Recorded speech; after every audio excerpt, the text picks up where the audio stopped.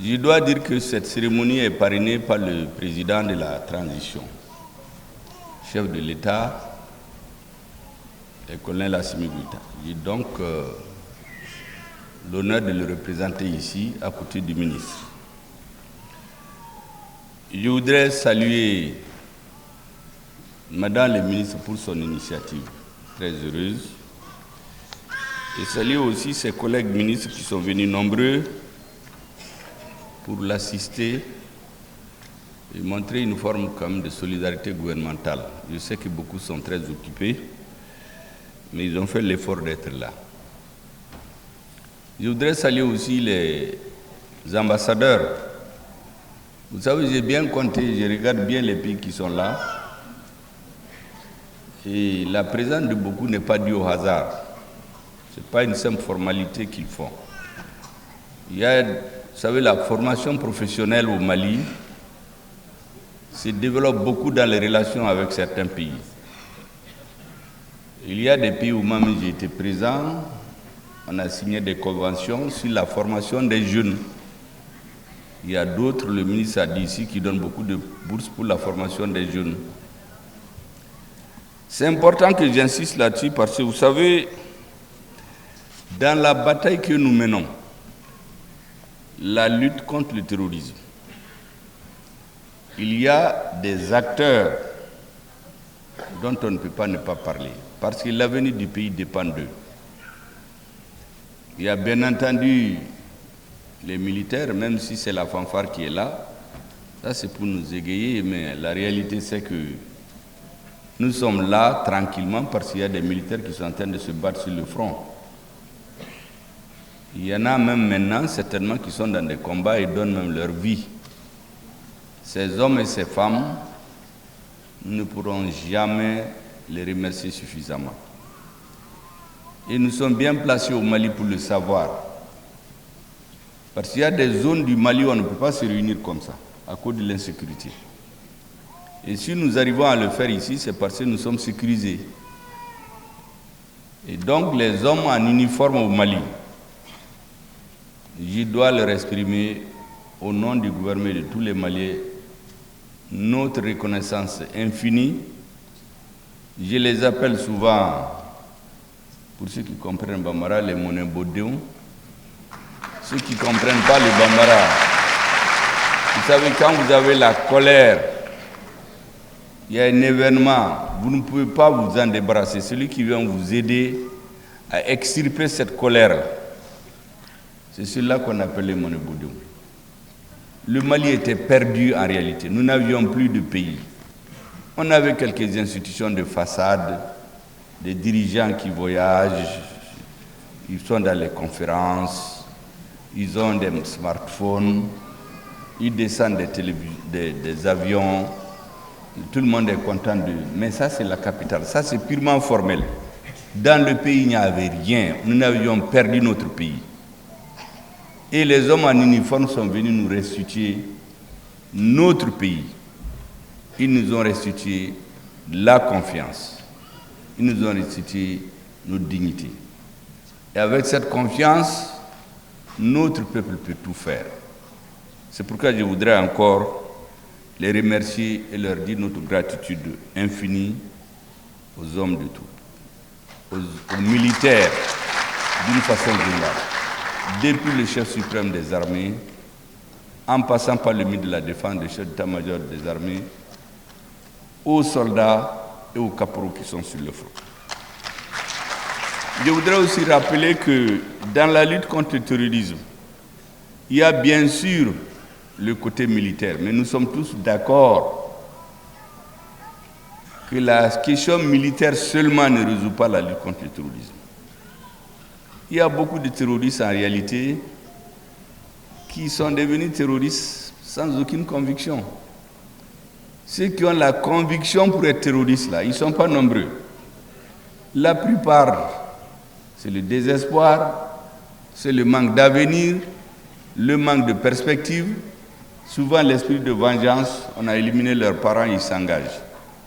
Et donc lorsque nous avons un ministère et des partenaires qui créent les conditions pour que le maximum de Maliens puissent vivre du fruit de leur travail, En fait, c'est des soldats qui luttent aussi contre le terrorisme à leur façon. Je voudrais les saluer.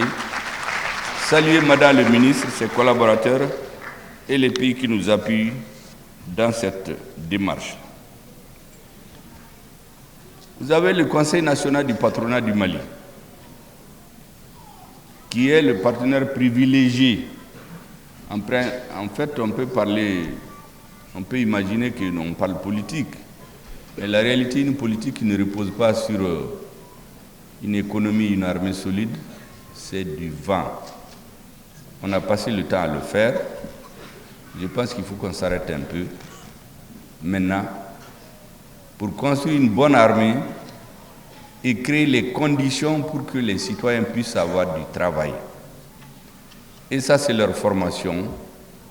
Et je suis très heureux que le CNPM prenne cette affaire à bras le corps et dans une collaboration très étroite avec le ministère de la formation professionnelle. Donc, je voudrais dire à tous les participants, je vois qu'il y a beaucoup qui sont sortis dans la salle. Vous savez, quand le discours devient long, il y en a qui se lèvent, ils sortent. Je me suis renseigné, il semble que comme on va bientôt visiter les stands, il y a beaucoup qui sont allés pour préparer leur stand. Donc, ce n'est pas des gens qui sont sortis comme ça. Je surveille un peu tout pour comprendre ce qui se passe dans la salle. Je voudrais les rassurer que j'irai visiter leur stand. Donc, je suis très attentif au mouvement de salle. Et donc, leur stand, aller vérifier leur stand, c'est en fait les encourager. Parce que l'avenir de notre pays, ce sont ces hommes et ces femmes qui travaillent sur le terrain, qui font les plombiers, qui font les instruments, qui nettoient les toilettes quand ça se gâte, qui les robinets. Un pays ne peut pas aller sans ça. Tous les États qui se développent, quand vous regardez, ceux qui veulent réellement un décollage économique, ils investissent dans la formation professionnelle. Chez nous, on a une culture, vous savez d'où c'est venu, c'est les grands diplômes. Souvent, il y en a qui ont des grands noms. Professeur, il n'a jamais enseigné. On se débrouille pour le mettre à la tête d'un État. On l'appelle professeur, docteur. Vous avez vu dans les nominations des grands dirigeants africains, docteur, professeur. Moi, j'ai même dit d'enlever le mot docteur de mon titre là. Parce qu'en réalité, ce n'est pas ce que les Maliens attendent. Même si vous n'êtes pas docteur, ce que les Maliens attendent, c'est résoudre leurs problèmes. Votre diplôme là, il faut le garder. Donc, ceux qui font la formation professionnelle là, ces gens qui sont sortis pour aller sur leur stand là, le Mali c'est eux, le pays c'est eux. Les grands diplômés là, bon, c'est bien pour faire le management, mais en réalité, si vous n'avez pas quelqu'un qui construit votre maison, qui met des carreaux, qui s'occupe de vos toilettes, qui vous nettoie la rue tous les jours, mais votre diplôme ne sert pas à grand-chose. Hein. Donc je voudrais leur dire toute la considération du gouvernement pour ce que nous appelons les petits métiers. En réalité, c'est sur eux que repose le pays. Je voudrais donc les saluer ici et encourager Madame le ministre et le CNPM. Vous savez, quand le nouveau gouvernement a été installé en juillet, à la première rencontre entre les membres du gouvernement et le comité interministériel de mise en œuvre des assises nationales, institué auprès du président, j'avais insisté auprès des uns et des autres qu'en réalité, nous avons fait un bon temps à nous battre pour assurer notre défense et grâce à notre armée, elle est assurée, nous continuons de l'assurer. Il n'y a jamais zéro sécurité dans un pays. Nous avons notre diplomatie qui porte la voix du Mali, qui est entendue partout aujourd'hui, mais que parallèlement, il faut qu'on mette beaucoup d'efforts sur le développement économique et social. C'est ce que j'avais appelé les 3D, défense, diplomatie et développement. Parce qu'in fine, tout ce que nous faisons, c'est pour que les gens vivent bien. S'ils ne vivent pas bien, le système politique ne sert pas à grand-chose. Un grand homme d'État chinois a dit d'ailleurs que le chien il soit gris ou blanc, pourvu qu'il attrape la souris. Bon, il a eu des problèmes en son temps pour ça, mais après, le monde a fini par ça. Donc, tout ce que nous faisons là, c'est pour rendre les Maliens un peu plus heureux, de jour en jour. C'est en ce moment qu'il y a la confiance dans le régime. Un régime qui ne peut pas assurer la sécurité physique, la sécurité alimentaire, la sécurité éducationnelle, les perspectives d'avenir, il ne peut pas être légitime. Qu'il soit élu, venu par coup d'État, succession dynastique, la vocation d'un pouvoir, c'est de rendre les citoyens plus heureux. Et je crois que votre travail continue à cela, contribue, disons, à cela. C'est pour cela que je voudrais saluer, avec toute la déférence nécessaire, tous les acteurs de la formation professionnelle. Je voudrais bien entendu m'arrêter sur nos invités. Nous avons la Guinée. Tous les Maliens se rappellent ici. Lorsque on nous avait tout fermé, la Guinée faisait partie des pays qui ont dit « Nous ne laisserons jamais asphyxier nos frères maliens ». En réalité, ces frontières entre nos pays, c'est des frontières dessinées de toutes pièces. C'est les mêmes peuples. Le Kourakan-Fouga dont les Maliens sont très fiers, mais c'est un Guinéen qui l'a écrit, le premier. La grande musique du Mandé, on la partage. Ce que l'ensemble instrumental chante ici, vous partez en Guinée, vous avez la même chose, ce sont les mêmes peuples. Et je dois donc saluer, malgré tout ce qu'il y a en Guinée aujourd'hui, des inondations, des grandes pluies avec beaucoup de morts, ils ont tenu à ce que leur ministre soit là. Je voudrais la saluer et transmettre à leurs autorités la reconnaissance de notre peuple. Et nos liens de fraternité sont en acier. Personne ne les détruira. Je voudrais parler aussi de nos amis du Maroc. Le Maroc est invité d'honneur. Peut-être on pense que c'est un peu la mode, invité d'honneur d'un pays. Vous savez, les relations entre le Maroc et le Mali sont des relations spécifiques. Je l'ai dit ici plusieurs fois. Ce n'est pas comme les relations avec les autres pays. Nous n'avons pas de frontières. Mais souvent, je fais une petite excursion en histoire. Dans les années 80, le Maroc avait rompu ses relations diplomatiques avec tous les pays africains, pour des considérations politiques que vous savez. Mais ils ne l'ont pas fait avec le Mali. Il y en a qui ont dit, mais pourquoi on ne rompt pas les relations avec le Mali? Le roi du Maroc, qui est féru d'histoire, leur a dit, les relations avec le Mali, c'est de l'histoire. Pousse les racines très loin. Ce n'est pas une histoire de lutte politique, de contingence, c'est des relations séculaires. Vous savez, quand tu viens de Tombouctou, bon, en quelque part, il y a une culture du Maroc là-bas. Et ces relations n'ont jamais été rompues. Ça veut dire que c'est des relations spécifiques et particulières. Et chaque fois que le Mali fait des actions avec le Maroc, il est bon que notre jeunesse, la jeunesse marocaine, parce qu'en général, les jeunes ne savent pas que ce soit chez nous au Maroc, on voit les dirigeants, on voit le roi, on voit notre président, mais ce qui est en dessous, on ne sait pas. Il faut de temps en temps leur rappeler cela. Ça va renforcer leur engagement pour le bonheur de nos deux peuples. Vous voyez, même dans cette histoire d'embargo contre le Mali, vous avez vu les réunions qu'il y a avec le Maroc, le Niger, le Burkina actuellement, pour avoir des sorties sur la Méditerranée, pour diversifier notre partenariat. Je pense que tout ça, ce n'est pas l'effet du hasard. C'est vrai qu'il y a des considérations stratégiques. Vous savez, chaque parti défend ses intérêts. Donc, que les Marocains aient des calculs stratégiques, ça c'est normal. Mais nous aussi, nous savons là où il y a nos intérêts. Je dois donc saluer les Marocains pour être à côté de nous aujourd'hui pour donner beaucoup de bourses aux Maliens qui vont se former au Maroc. Comme j'ai dit, c'est une façon de lutter contre le terrorisme. C'est une façon de densifier nos relations au niveau international. Le Mali, c'est une vieille nation. J'ai l'habitude de dire que tous les grands empires médiévaux dont les Africains sont fiers, leur berceau, c'est le Mali.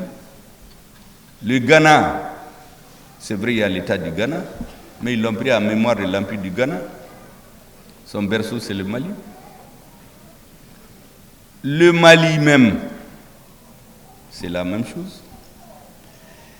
Le Niger et le Burkina Faso. Aujourd'hui, même ceux qui n'ont rien à voir avec la politique savent ce qui se passe entre nous. Nos racines sont dans l'histoire, mais le présent aujourd'hui est aussi dense. Parce que nos vies sont liées. Nous faisons bloc pour ne pas disparaître. Il y en a qui veulent nous faire disparaître. Nous disons que nous allons nous donner la main, nous ne disparaîtrons pas. Nous sortirons plus renforcés de ces épreuves. Personnellement, je l'ai dit avant d'être Premier ministre le 4 juin 2021, dans un grand meeting devant tous les Maliens, je leur avais dit que dans la situation qui se présente, nous allons rencontrer des puissants vents contraires. Nous allons même rencontrer des cercles de feu où certains Maliens vont tomber. Mais il ne faut qu'on ne laisse personne au bas des routes. Même ceux qui tombent là, il faut les tenir la main pour qu'on traverse ces épreuves et arriver à de bons rivages. En ce moment, on était seuls. Après, nous avons eu nos frères du Burkina, ceux du Niger. Aujourd'hui, nous regardons dans le même sens. Je voudrais saluer leurs représentants et leurs délégations qui sont là. D'autres, ils ont des fêtes d'indépendance, des fêtes d'arrivée du pouvoir en place. Donc, à la dernière minute, le ministre n'a pas pu venir. Nous savons très bien comment ça se passe. D'habitude, il y a des ministres ici.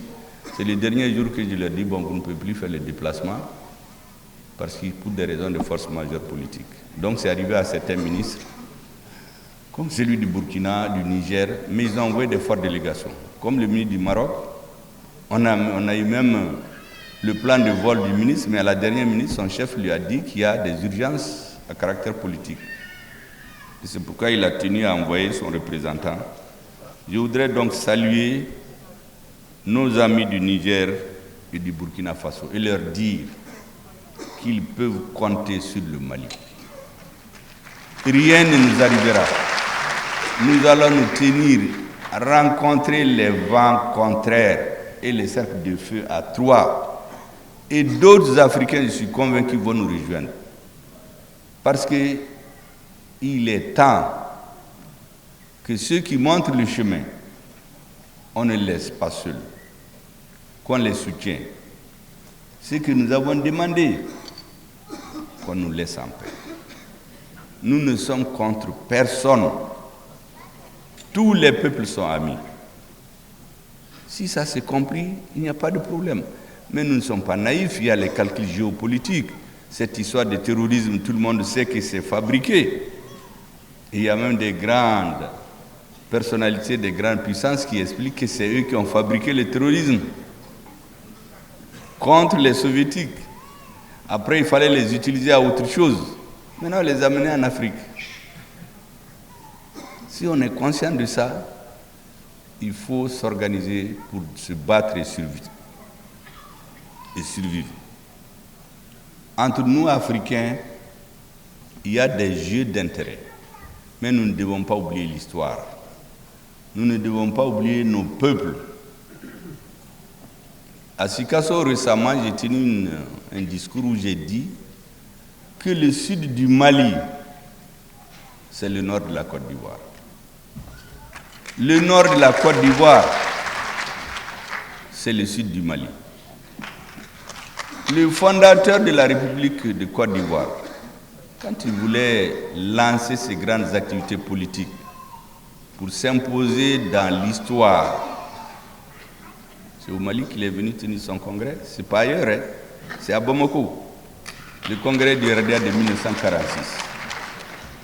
En 1957, après ce qu'on appelle le désapparentement, c'est à Bamako encore qu'il a tenu son congrès. Ça veut dire que le Mali compte beaucoup dans l'histoire de la Côte d'Ivoire. Et la Côte d'Ivoire compte beaucoup dans l'histoire du Mali. C'est là où nous avons le plus grand contingent de Maliens. Moi, j'ai 80% des bras valides de mon pays, de mon village là, ils sont en Côte d'Ivoire. Même si je n'étais pas parti à l'école, je serais allé là-bas. Je serais un petit commerçant ivoirien aujourd'hui. Et avec le terrorisme et la sécheresse, c'est les Maliens installés en Côte d'Ivoire qui font les 80% des éléments de survie dans notre village viennent de Côte d'Ivoire. Et c'est pour que là, quand la Côte d'Ivoire a le rhume, c'est au Mali qu'on éternue souvent. Et inversement. Je dis cela parce qu'il y a une délégation ivoirienne ici. Il y a des contingences politiques. Mais ça, c'est passager. L'histoire de nos peuples, là, les dirigeants actuels du Mali et de la Côte d'Ivoire, ils vont disparaître un jour. Mais les peuples, là, les relations, personne ne va les remettre en cause. Et c'est pour cela que je voudrais dire aux uns et aux autres que venir chez nous au Mali aujourd'hui, nous apprécions à sa juste valeur. Tous les Africains qui se sont déplacés, et je suis sûr que c'est avec l'autorisation de leur gouvernement, montrent dans une certaine mesure la solidarité entre nos peuples. C'est un acte de solidarité, c'est un acte de foi. Et je suis convaincu que les nuages qui existent actuellement ici et là, pour des raisons qui nous sont étrangères d'ailleurs, à cause des intérêts d'autrui, vont passer. Que nos peuples n'ont pas le choix. Pour s'épanouir, ils seront obligés de se considérer, de se respecter. Maintenant, chacun fait son choix. Tout ce que nous avons demandé, c'est que quand quelqu'un fait son choix, il faut le laisser le respecter avec son choix, c'est tout. Chacun a ses alliés. Nous sommes très conscients des enjeux géopolitiques et géostratégiques dans le monde. Ça, c'est l'affaire entre politiques. Mais les peuples, personne ne peut les diviser. Je voudrais donc saluer nos frères ivoiriens qui sont là et leur dire qu'on a plusieurs fois été là-bas. Et les Akwaba, Côte d'Ivoire, les Atchèques avec des carpes là, on a tellement bien mangé que beaucoup n'oublient pas ça. C'est comme les Djatiguéa au Mali, où quand tu vas au Maroc, on te donne le couscous avec une bonne sauce. Il y a des choses qu'on n'oublie jamais dans les pays. Je voudrais donc dire, pour terminer, à tous ceux qui sont venus des pays africains, quelles que soient les contingences politiques du moment, que vous êtes en train d'écrire l'histoire. Parce que former les gens à la formation professionnelle, lorsqu'il faut tourner une vis, dans un certain sens, un robinet est gâté. Il n'y a pas d'idéologie là-bas. Il n'y a pas d'histoire de Est ou Ouest. Il faut fermer pour que l'eau ne passe pas, c'est tout. On est en train de mettre des carreaux pour faire une belle maison. On n'a pas besoin de savoir si on est allié à l'Occident ou à l'Est. L'essentiel, c'est qu'il y ait des bons carreaux dans votre maison. Donc, si vous êtes en train de former les gens à la formation professionnelle, le savoir-faire, comme je l'ai dit, ce n'est pas grandiloquent, vous êtes en train d'écrire l'histoire. Les hommes politiques, là, ils vont se bagarrer, ils vont changer, les alternances vont venir sur différentes méthodes. Mais la finalité, les peuples ne vont jamais se séparer. Les grands djoulas que vous voyez dans beaucoup de ces pays-là, ils sont d'origine malienne. Les grands musulmans, les grandes mosquées qu'il y a, ils sont d'origine malienne, la plupart d'entre eux. Et ça, tous les Maliens doivent avoir dans l'idée. Et ces pays aussi doivent avoir ça dans l'idée. Voilà le discours que je voulais faire, Madame le ministre. Ma petite contribution. Le discours technique, il est là, il est long. Comme je l'ai dit, si je me mettais à le lire, je suis sûr que beaucoup vont somnolés ou bien en train de regarder les téléphones. Maintenant, ceux qui sont intéressés par ça peuvent aller sur Internet, le lire tranquillement. Je sais que tout ce que j'ai dit ici va être décrypté, transcrit et ajouté au discours officiel.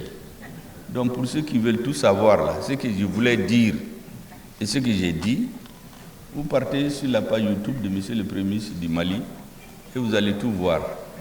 Et vous êtes tranquille. Chacun prendra là-dedans ce qu'il veut. Je voudrais terminer, avant de déclarer la séance, la 3e session du CITA ouverte, saluer encore l'initiative de Madame le ministre. Et lui dire qu'en réalité, dans les gouvernements, vous savez, on dit il y a ministère stratégique, ministère régalien, défense, affaires étrangères, mais en réalité, sans la formation professionnelle, sans l'emploi, là, comme on dit chez nous, il y a fouille. Il n'y a rien. Il n'y a rien de stratégique. Donc en fait, c'est eux la base. C'est comme une maison. Quand vous êtes sur le toit, là, vous oubliez que c'est le soubassement qui tient le tout. En fait, c'est le soubassement de la société. Je voudrais vous saluer, Madame le ministre, saluer le CNPM et saluer les amis des pays voisins qui sont venus. Voilà ce que je voulais ajouter, l'accent un peu politique sur le discours technique que les gens m'ont. Sur ce, je voudrais déclarer officiellement que la 3e session du CITA est ouverte. Et pour ceux qui sont sortis, soyez sûrs que je vais aller visiter vos stands. Merci bien.